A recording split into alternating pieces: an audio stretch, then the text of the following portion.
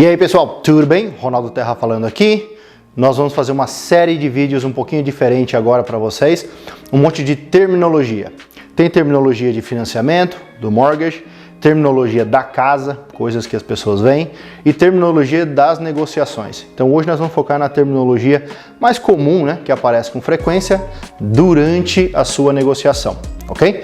Então vamos começar, primeiro de tudo, com o down payment, ok? Down payment é a sua entrada, alright? Então, você está comprando a casa, você é obrigado por lei a dar pelo menos 5% de entrada, se a casa é abaixo de 500 mil, e essa progressão vai alterando dependendo do valor da casa. Você não vai comprar uma casa de 5 milhões e dar 5% de entrada. Doesn't work like that, alright?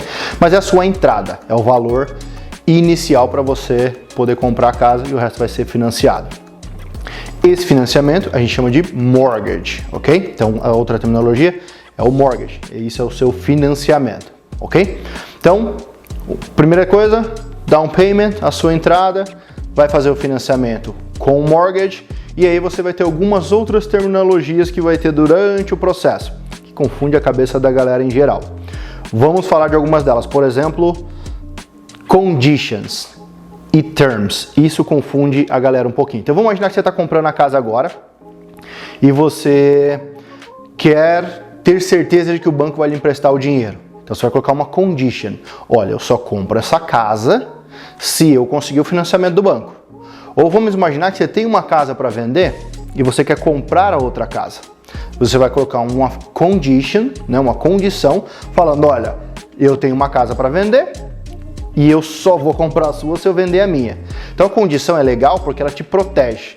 Vamos dizer que, olha, eu tenho uma casa para vender, quero comprar a sua. Se você não vendeu a sua casa, você walk away, né? Você não vai fazer o financiamento, não vai comprar, não vai fazer nada e não tem nenhuma penalidade com você. A mesma coisa com o banco. O banco fala para você, olha, vou te emprestar o dinheiro. Aí dá alguma zica lá e o banco não empresta, não é sua responsabilidade, é responsabilidade do banco, você não tem penalidade. Então condições, pensa assim, te ajuda a te proteger, sair do deal. Você não quer comprar por algum motivo, as condições é que vão te ajudar a fazer isso, ok? Terms, né, os termos são um pouquinho diferentes.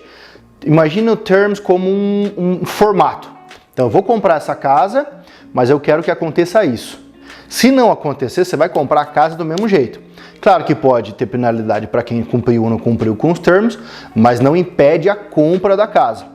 Vou dar um exemplo. Você andou na casa, a casa é linda, mas que nem a minha casa tem um quarto que é rosa para a minha princesa, of course. E se você não gostar do quarto rosa, você não compra a casa, porque eu não mudaria, mas tudo bem. Não é só rosa, tem unicórnio, tem estrela, é um show. O quarto dela é um espetáculo. Mas enfim, nós vamos comprar a casa, você vai colocar um termo, olha, eu prefiro que você pinte de branco essa casa. Eu vou fazer isso porque eu sou um cara legal, mas pode ser que eu não faça. E se eu não fizer, você vai comprar a casa do mesmo jeito. Se você vai me levar para a corte depois, eu vou ter penalização e tal, é outro problema, mas não impede a compra da casa. Por isso que é bom você ter um realtor legal como eu e treinado para trabalhar bem os termos. Então, em vez de você falar assim, ó, pinta a parede branco, você vai falar, ó, a parede tem que ser professionally painted in white, usando a cor Benjamin Moore, 30 dias antes da compra. Vai colocar um monte de regulamentação e se você não fizer isso, um pênalti de $5 mil. Eu quero falar, pô, mas a casa para pintar essa parede é $500. Então, é mais barato você pintar a parede do que você pagar os $5 mil. É para forçar a pessoa a fazer. Mas, se ainda assim não fizer, é provável que ela vai ter uma penalidade, você vai receber algum ressarcimento, mas você ainda está comprando a casa. Então, condição impede a compra da casa. Termo é a maneira que você vai negociar. Um acordo de cavalheiros que pode ter implicações financeiras se você não cumprir, ok? Outro termo que é muito comum durante o processo, algumas pessoas conhecem, chama de home inspection. Home inspection quer dizer, entrei na casa, vou comprar essa casa aqui, parece linda, tudo normalzinho, tudo bacana, mas você não entende nada de casa. Normalmente o realtor que está com você também não é tradesman, não vai saber exatamente tecnicalidades da casa. Então você traz uma companhia, uma firm que é independente, chamada de Home Inspectors, e eles vão fazer as inspeções para vocês. O que eles vão inspecionar? Teto, equipamento, alguns appliances, ver a estrutura da casa, coding, uma série de coisas. Vão te dar um report de umas 60 páginas, você ignora praticamente tudo que está lá e vai olhar quais são os problemas. Então vamos imaginar que ele fala, olha, essa casa aqui você tem um problema elétrico nela que você tem que dar uma olhada. Das duas, uma. Ou você sai do deal, porque você tem uma condição de home inspection, tá vendo que eu vou saber os termos? Você vai sair do deal, você não tem problema nenhum, ou você vai virar para o seller e falar, olha, eu ainda aceito comprar a casa, mas para arrumar isso vai custar $5 mil. Me dá $5 mil de desconto e nós estamos even. Também dá para fazer isso, ok? Então o inspector, ele vai te dizer o que é grave, o que não é, ele nunca fala assim, ó, compra ou não compra a casa, mas ele vai te dar um report bem legal, aí usando o seu próprio juízo, o juízo do corretor, o juízo dele, a gente chega num common sense e normalmente é um negócio tranquilo, ok? Quando o mercado está muito aquecido, você está competindo com offers, normalmente não dá para fazer inspeção. E casas que são foreclosures, né, casas que os bancos tomaram, essas coisas, também não dá para fazer inspeção. Então, vai caso a caso, mas é um termo que vocês vão encontrar com frequência chamado home inspection. Tem dois termos que as pessoas não estão muito acostumadas a ver, tá lá no contrato, todo mundo assina, mas ninguém presta atenção. Então presta bem atenção nesses dois. Esses dois são muito importantes para você. Um chama RPR, que é o Real Property Report. A maneira mais fácil de explicar o que é um RPR, imagina que você está olhando a casa de cima, aí você tem lá a cerca, a casa, o shed, a piscina, tudo estrutura fixa, tal, tá bonitinho ali. Imagina que você andou pela casa e você falou, olha, eu vi um shed, eu vi um deck, eu vi a casa, mas no RPR eu não estou vendo o shed e não estou vendo o deck. Das duas, uma. Ou a pessoa fez e não solicitou um permit, né? E aí não tem permit, essa construção, você vai ter que se virar com isso aí depois, ou simplesmente ele não atualizou o RPR.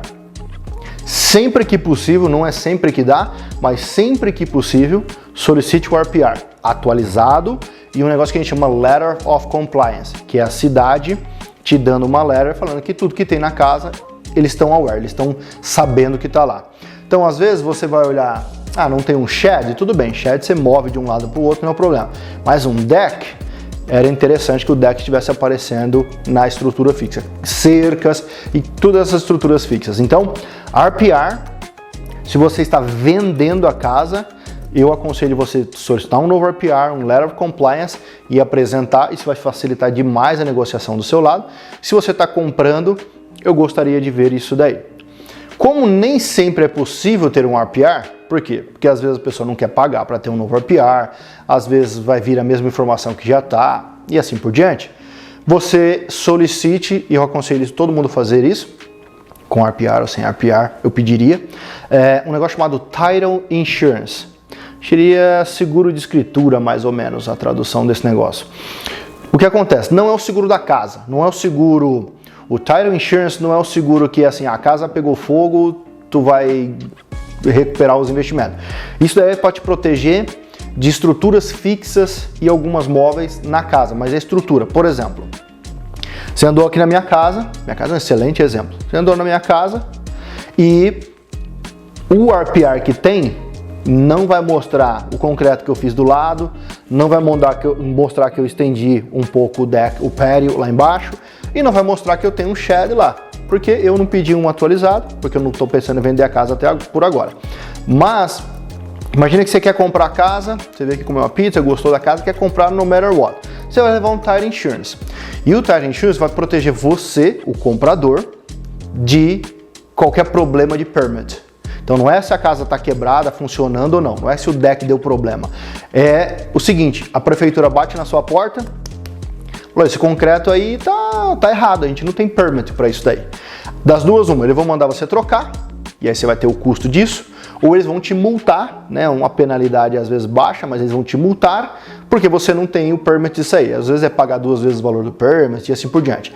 Então se você, o comprador, comprou e achava que tudo tinha permit e tem o Title Insurance, quando der algum BO, você vai lá e aciona o Title Insurance e aí você está coberto de permits, né? Não de danificações ou de danos da casa, entendeu? Então, você ainda vai ter o insurance da casa, né, propriedade e tal, mas esse title insurance protege você de anomalias na construção, digamos assim. O cara levantou um shed, deu uma de Osasco, o cara levantou aí um deck e não falou para ninguém.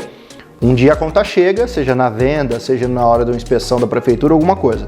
Ou terminou o basement e não tem permit. Você tá olhando o basement lindo, terminado, bonitão. Você não sabe se tem permit ou não. Você pode ir atrás, investigar, mas é melhor você pegar o Title Insurance. Title Insurance são uns $500.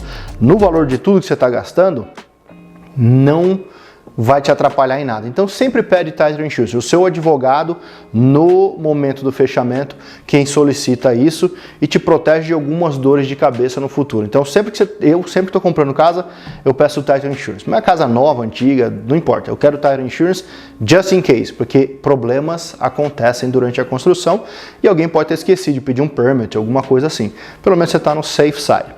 E para fechar, já que a gente está falando de Title Insurance, advogado e tal, closing cost. Você vai escutar isso com frequência quando estiver falando com financiamento, com banco e tal. Você tem que ter um dinheiro separado para o closing cost. O que é o closing cost? É o valor de fechamento da casa. Então, você já deu um down payment. Vamos imaginar que você deu $50 mil. Bom, agora você precisa pagar o valor correspondente ao advogado, ao title insurance, o inspector, moving date e assim por diante. Se você está falando com um canadense, eles vão ao extremo.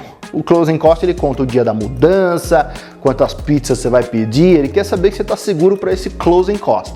Ele não quer que você compre a casa e não tenha condições de fazer o fechamento. A gente não chega nesse extremo, mas você tem que ter um dinheiro reserva para pagar o advogado, para pagar essa inspeção, para pagar uma alteraçãozinha que você vai fazer antes de entrar na casa, alguma coisa. Então, você vai ter que ter o seu dinheiro de entrada, mais esse closing cost para você poder fechar. Alright? Então essas são mais ou menos as terminologias do processo de negociação. A gente vai voltar com algumas outras coisas aí para casa. Acompanha a gente que tem mais notícia aí. Valeu, abraço!